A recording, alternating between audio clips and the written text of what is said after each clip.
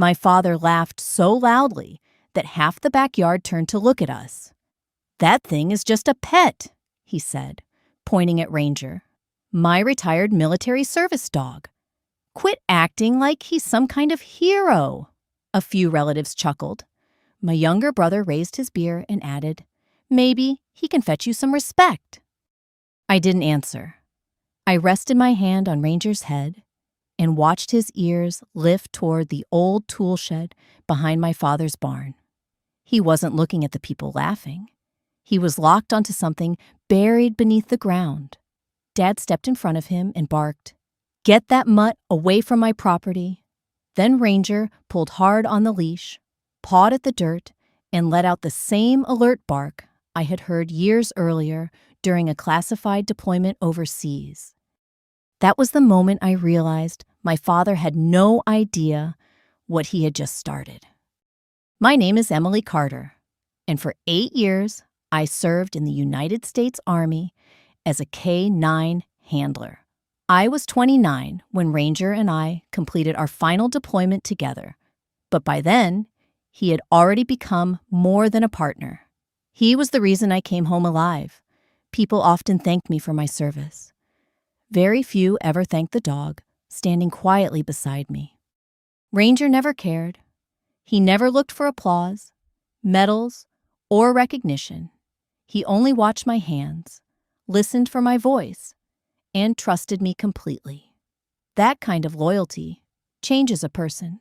When I retired after suffering a spinal injury during an overseas operation, Ranger retired too. The Army officially released him into my care, and because of my injuries and post-traumatic stress symptoms, he was also certified as my service dog. To me, he represented survival. To my father, he represented embarrassment. Normal people don't bring dogs into family dinners. He would mutter whenever I visited, "It's not a pet." I would calmly explain. He would wave me off before I could finish. "I know what I'm looking at." The painful truth was that he never actually wanted to know. Growing up, my father believed military service was respectable only if it looked impressive enough for his friends. He liked uniforms during parades and flags on holidays, but he had little patience for invisible wounds or quiet sacrifices. When I enlisted, he called it a phase. When I deployed overseas, he told neighbors I was working with dogs somewhere. Even after receiving commendations, he never asked what I had done or where I had been. Silence became easier than explanation. My mother had understood.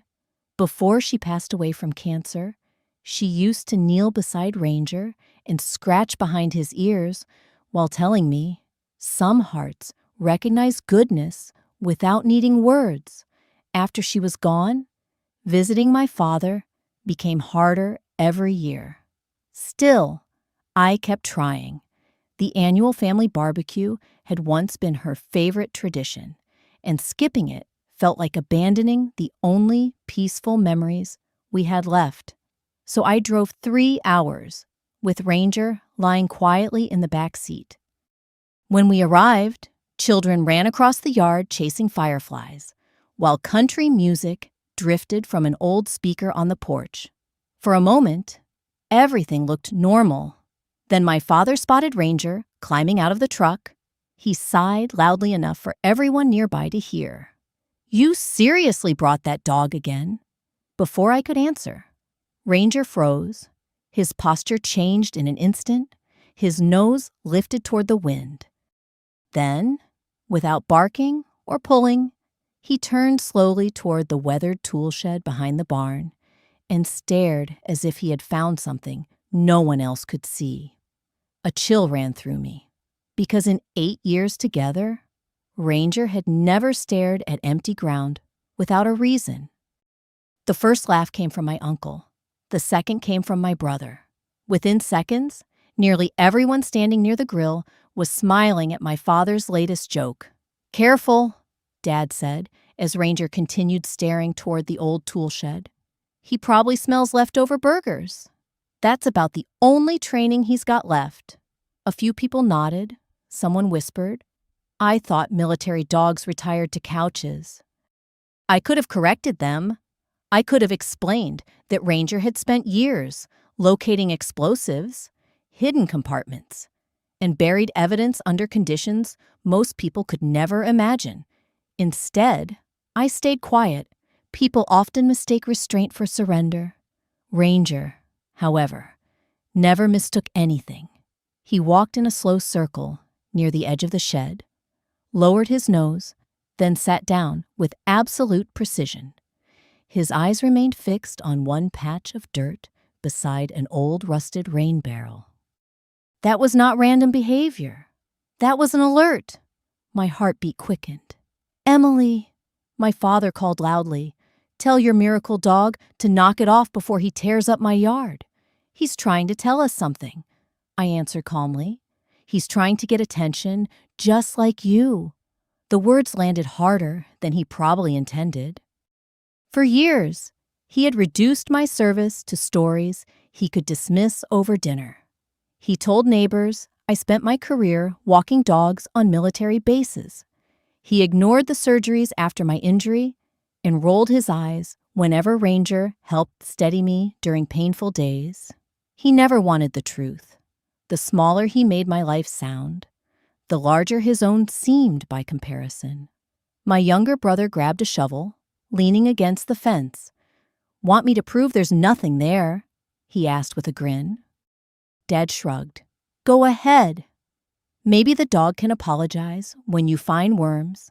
Before my brother reached the spot, Ranger stood and stepped directly in front of him.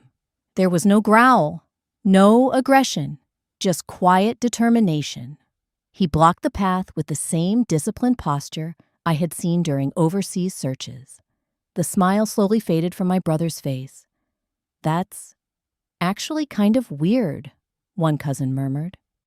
An elderly man I didn't recognize had been sitting alone near the picnic tables, watching without speaking. He wore a faded sheriff's department cap and leaned forward in his chair as Ranger repeated the alert. His expression changed instantly. He stood. Then he looked directly at me instead of my father. Ma'am, he asked in a measured voice, was that dog ever certified to detect buried evidence? Every conversation around the barbecue stopped. Before I could answer, my father interrupted with another laugh. It's just a pet. The older man never smiled. He took one slow step toward Ranger, studied the dog's posture, and quietly reached for the radio clipped to his belt. That was the first moment all afternoon when my father's confidence seemed to crack.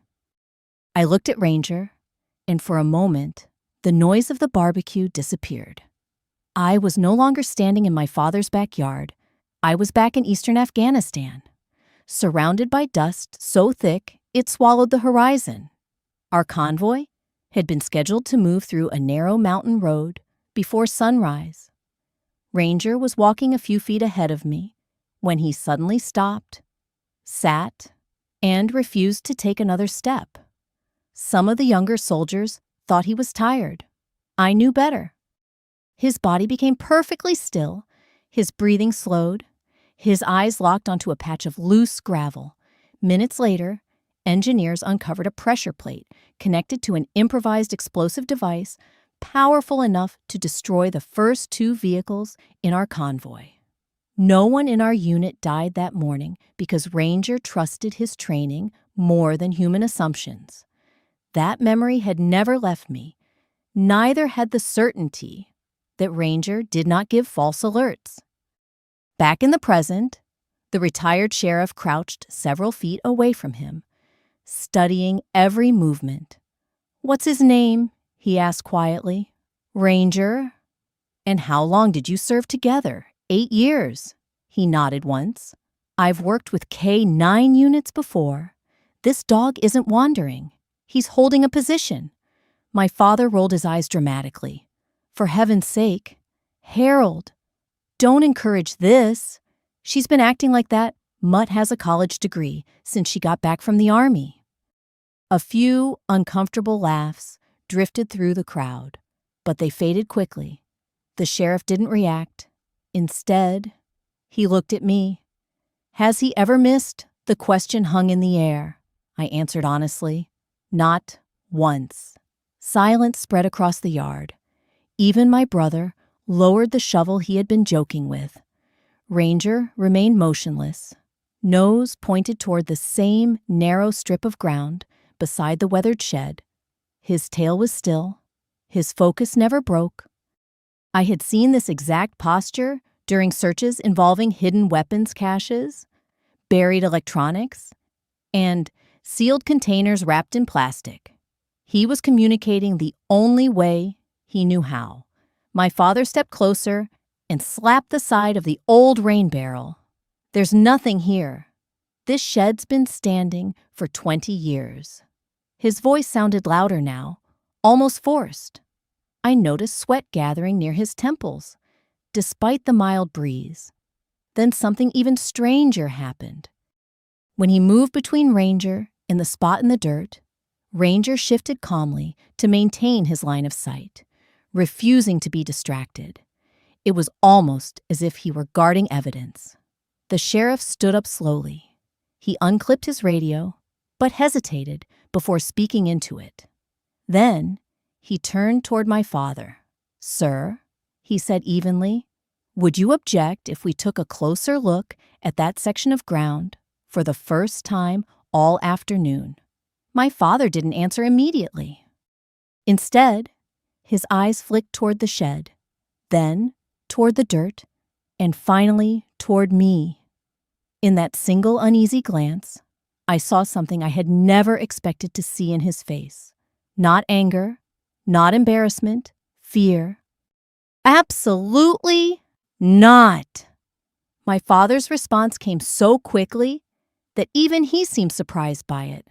No one is digging up my property because of a dog. The retired sheriff, Harold Jensen, remained calm. He folded his arms and glanced at Ranger, who still hadn't moved from his alert position. "With respect," Harold said, "that's not normal canine behavior. He's indicating something very specific." Dad forced a laugh. "He's indicating that he wants lunch." No one joined in this time.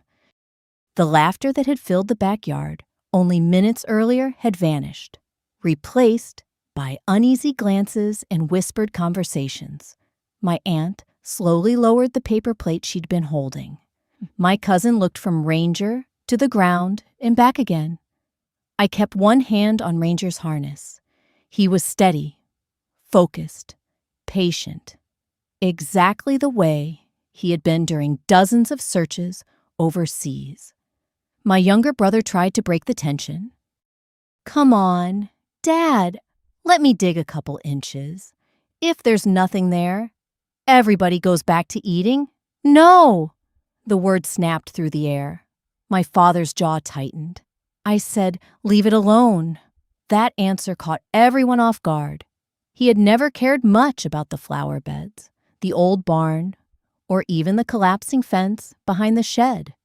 Yet suddenly, he was acting as if a patch of dirt was sacred ground. Harold noticed it too. "I'm not accusing anyone of anything," he said carefully, "but unusual resistance usually gives me more reason to ask questions, not fewer." Dad's face reddened. "This is my land, and no one's disputing that." He paused. "But your daughter's service animal is performing exactly as a trained detection dog would." For the first time all afternoon, several relatives looked at me instead of my father, not with pity, with curiosity. I reached into my truck and retrieved a weathered leather binder. Inside were Ranger's retirement papers, veterinary certifications, and military working dog documentation issued when custody transferred to me after our final deployment. I handed them to Harold without a word. He read quietly for nearly a minute. Then he looked up. This dog was certified to detect buried explosives, concealed materials, and evidence caches. He closed the folder. And according to these records, He earned commendations during active service. The backyard fell silent enough to hear wind moving through the trees. Dad scoffed. So, what, he's retired? I met his eyes. So am I. Neither of us looked away. Harold slowly returned the binder to me. I've trusted experienced K, 9S, before, he said. Ignoring them usually turns out to be a mistake. Just then, Ranger's ears perked again. He took 2 careful steps forward, lowered his nose, and scratched once at the same spot beside the rain barrel. The dirt shifted, something metallic glinted beneath the surface before disappearing again under loose soil. My father inhaled sharply. It was almost imperceptible, but I saw it. So did Harold. Without another word, the retired sheriff reached into his pocket, pulled out his cell phone, and quietly requested assistance from the county office.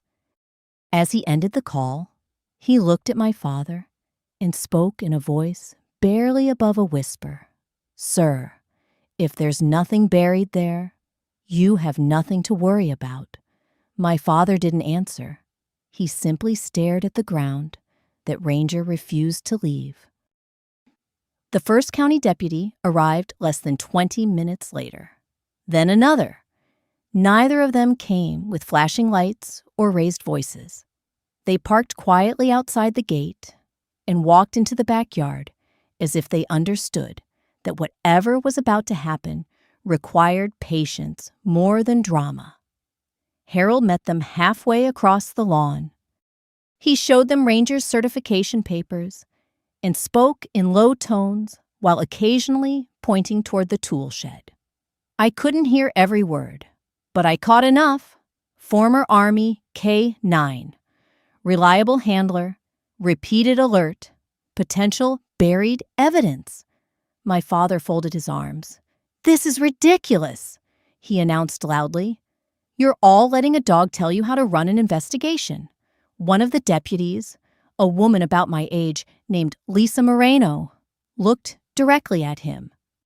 "No, sir," she replied evenly. "We're listening to trained observations and evaluating them." There was a difference. She understood it. So did I. Ranger remained fixed on the same patch of earth. Even with strangers walking nearby and children being ushered into the house by worried parents, his concentration never wavered. Deputy Moreno approached me. "How long have you worked together since he was 2? And you trust him with my life?" She nodded, as though that answer told her everything she needed to know. The conversation reminded me of another mission years earlier, during a joint operation overseas. An impatient contractor had insisted Ranger was giving a false indication near a supply container. He demanded the convoy move on schedule. My commanding officer ignored him and trusted Ranger instead. Inside the hidden compartment, investigators later found stolen military equipment and falsified shipping records tied to a procurement fraud scheme. The contractor disappeared from the operation within days. That incident earned Ranger an official commendation. It also taught me that truth often waits beneath the surface, while pride argues above it. Back in my father's yard, the deputies requested permission to inspect the area more closely. Dad hesitated. "I want a lawyer." Harold answered calmly, "You're free to contact one." No one moved. A breeze rustled through the old oak trees, carrying the smell of charcoal and cut grass across the suddenly quiet gathering. The barbecue had become something entirely different. People who had laughed at Ranger earlier now watched him with cautious respect. My brother avoided my eyes altogether. Then Deputy Moreno knelt near the alert point. She brushed away a thin layer of loose soil with a gloved hand. Almost immediately, her fingers tapped against something solid. Metal. She looked up at Harold without saying a word. He slowly stood and addressed everyone in the yard, For everyone's safety and to preserve whatever may be here, I'm asking that no one enter this area." The guests instinctively stepped backward. Even my father complied. Ranger finally relaxed his posture, sat beside me, and leaned gently against my injured leg, as though his work was done. I scratched behind his ears. "You found it again," I whispered, but none of us yet understood just how much that buried object was about to change. The deputies didn't rush.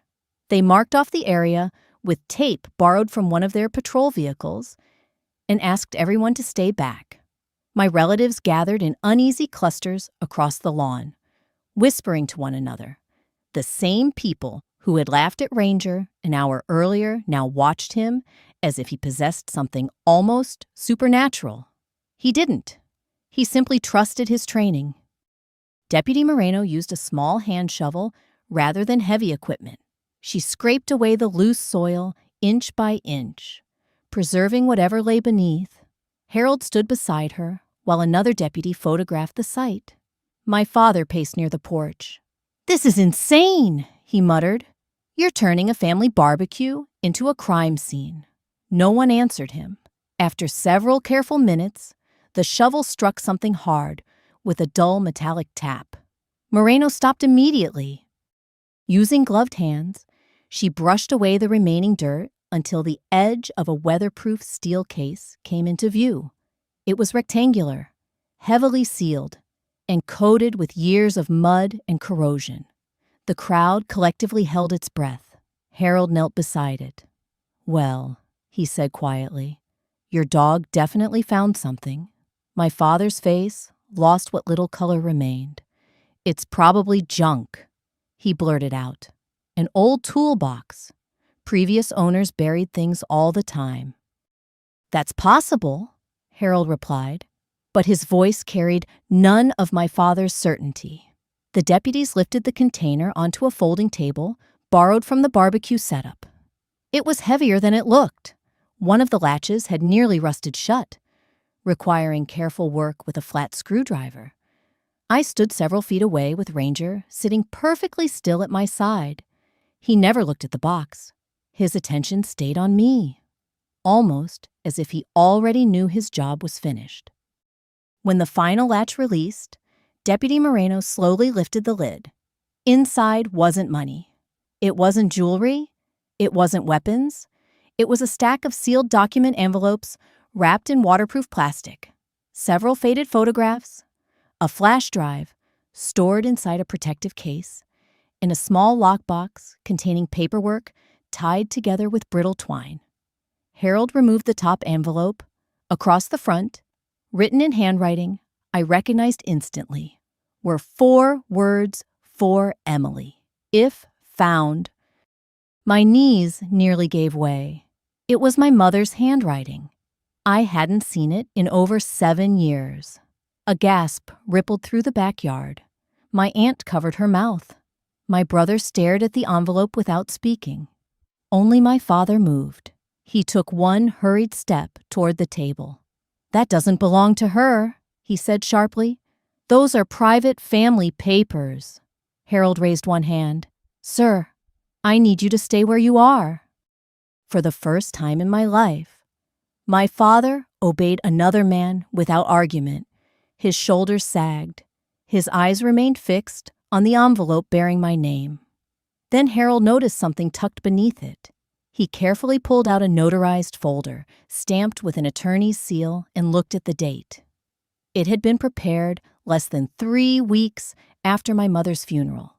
He looked from the folder to my father, then back to me, and in a voice barely above a whisper, he said, "I think your dog just uncovered the beginning of a very different story." No one touched the envelope at first. Harold asked one of the deputies to photograph everything exactly as it had been found before carefully removing the plastic wrapping. The attorney's folder, however, caught his attention immediately because the seal was still intact.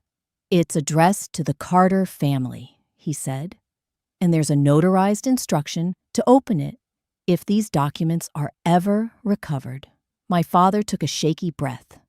This is getting blown out of proportion. Harold broke the seal and unfolded the first page. The backyard fell silent except for the rustle of paper. He read for nearly a minute before looking up at me. "Emily, these documents state that your late mother established a protected trust in your name after your final deployment." I stared at him, unable to speak. "That's impossible," my father interrupted. "There was never any trust." Harold continued reading. "The trust was funded with life insurance proceeds, family investments, and compensation related to your military injury. According to this document, the assets were to remain untouched until they could be transferred directly to you." My brother blinked in confusion. "Dad, you told us Mom left almost nothing." My father's mouth opened, but no words came out. Harold reached for another document. This one appears to be signed by the family attorney. He adjusted his glasses. It states that the trust paperwork and supporting records were placed in secure storage after concerns arose that they might be destroyed or concealed. Then he stopped.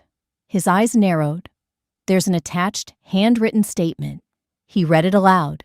"If these papers are discovered outside the attorney's custody, it means someone intentionally removed them. Emily deserves the truth. She has always deserved the truth. The words belong to my mother." I recognized every curve of her handwriting. Across the yard, my aunt began to cry quietly. My father sank into a lawn chair without being asked. For years, he had insisted that financial hardship forced him to sell family property, postpone repairs, and decline opportunities. He had told everyone there simply wasn't enough money after Mom died. Now, a different story was unfolding in front of every witness. Deputy Moreno carefully examined the lockbox and recovered bank statements, correspondence, and receipts dating back years. Nothing suggested a simple misunderstanding. Everything suggested deliberate concealment. No one looked at Ranger anymore, as though he were just a pet. Instead, people looked at him with quiet respect. He had uncovered the one thing no family argument, no accusation, and no memory could erase: evidence. Harold closed the folder and faced my father. "Sir, I'm not making legal conclusions today, but these materials raise very serious questions about why they were buried." My father lowered his head into his hands.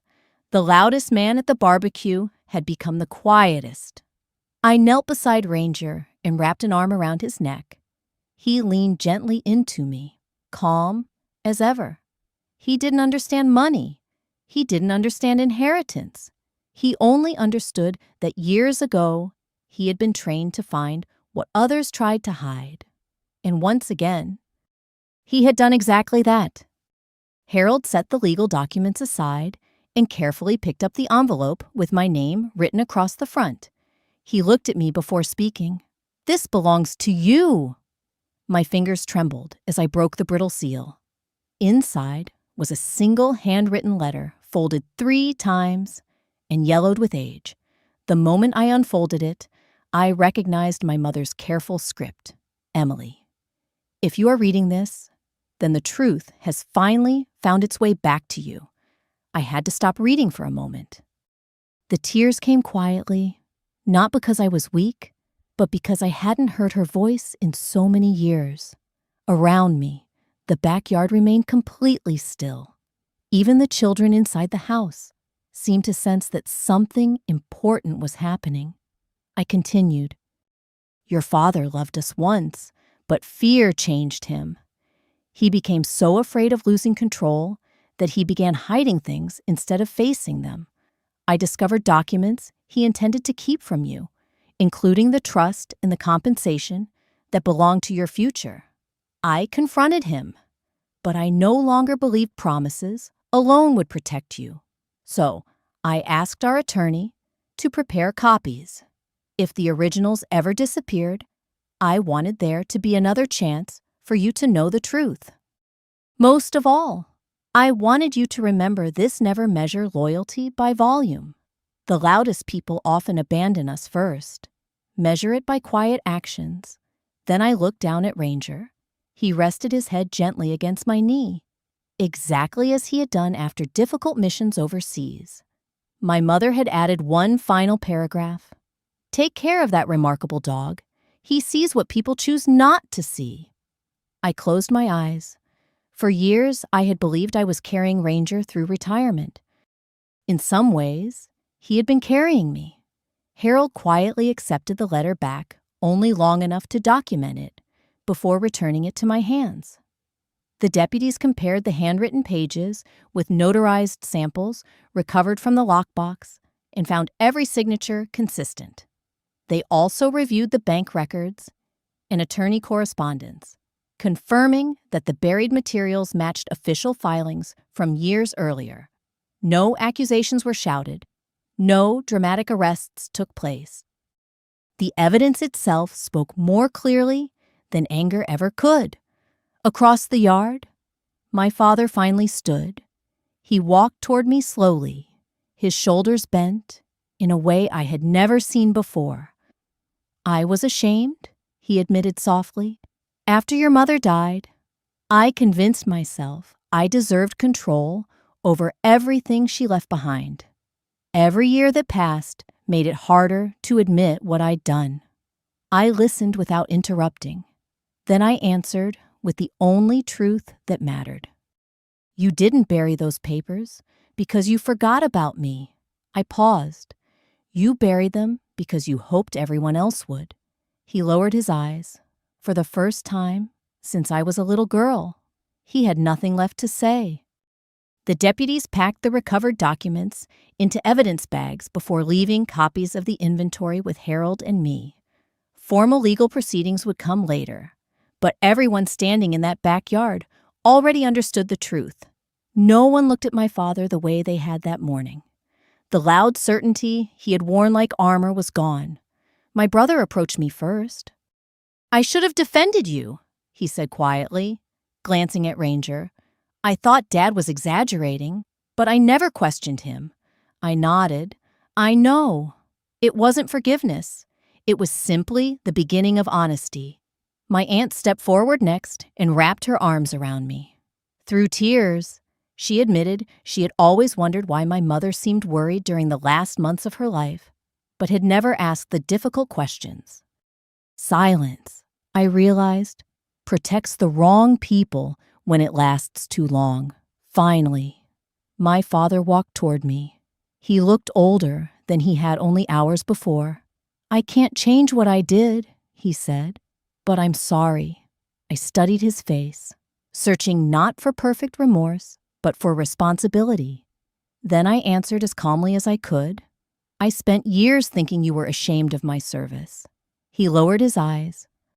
I wasn't ashamed of your service, he whispered. I was ashamed that your courage made my excuses impossible to ignore. The words hung between us.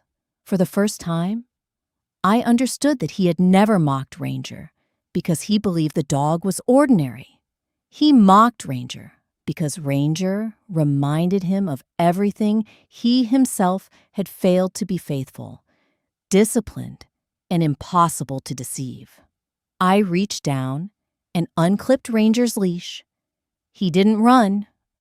He simply stayed beside me, waiting for the next instruction as he always had.